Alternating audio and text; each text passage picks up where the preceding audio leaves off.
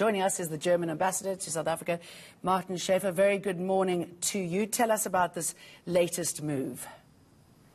Morning, Jane. Well, yes, we are in this together. We won't fight the disease if we don't beat it all over the world. And that's why a country like mine, who has more resources than others, I think is obliged, morally and also in its own, self-enlightened self-interest, to help others who cannot afford to the procurement at the moment. And that's why, all in all, Germany has dedicated about 2 billion euros, which is 30 billion rand, to help others get the vaccines. And you have talked before about the rollout. It's starting. And, with the 2 billion euros, with the 30 billion rand, you get a lot of jabs.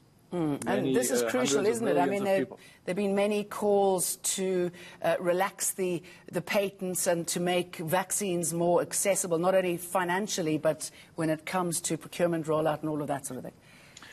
Well, I can understand, Jane, all the criticism that is around in South Africa and Germany and all over the place about the supposed slow pace of the rollout. But on the other hand side, I think what we have achieved together as an international community is really marvelous. In 1 year, in only 1 year, 10 times faster than ever before, the ingenuity of our researchers and our joint efforts have brought about at least 3 and more incoming vaccines that help us overcome this pandemic.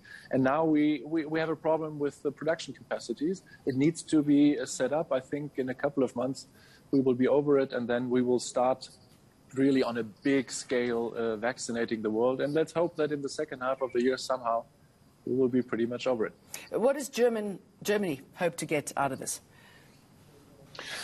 Well, I think first of all, we have 2 companies. One has already a green light for its vaccine. It's the BioNTech vaccine that is commercialized by Pfizer. Then there's a second company, CureVac, that is about to launch their vaccines. But we are exactly in the same position as South Africa is.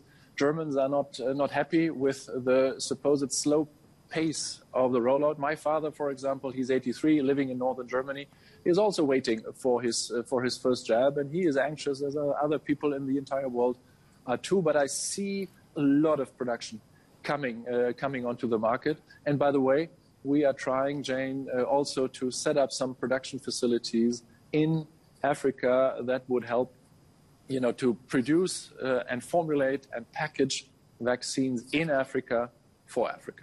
Okay, yes, I mean, it really is faltering at home in Germany, isn't it? I mean, people are a little concerned about the data surrounding these trials as well. If we can just broaden out this a little bit more, I mean, Angela Merkel, she's always favoured a focus on Africa. She's going to be leaving towards the end of this year. What sort of impact has the virus had on German-Africa relations and investment here?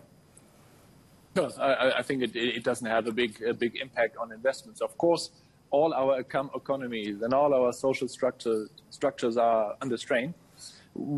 Countries like mine, who have reserves, who have the financial muscle to help their populations better than others, might be better off. But we are all in this together, and I think we have to make a joint international effort of solidarity to get over this. And I'm pretty sure, and you can see the signs everywhere, including in South Africa, that an economic rebound is imminent.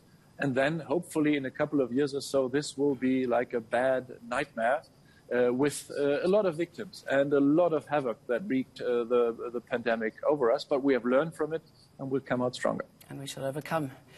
Ambassador, very good to talk to you. Thank you.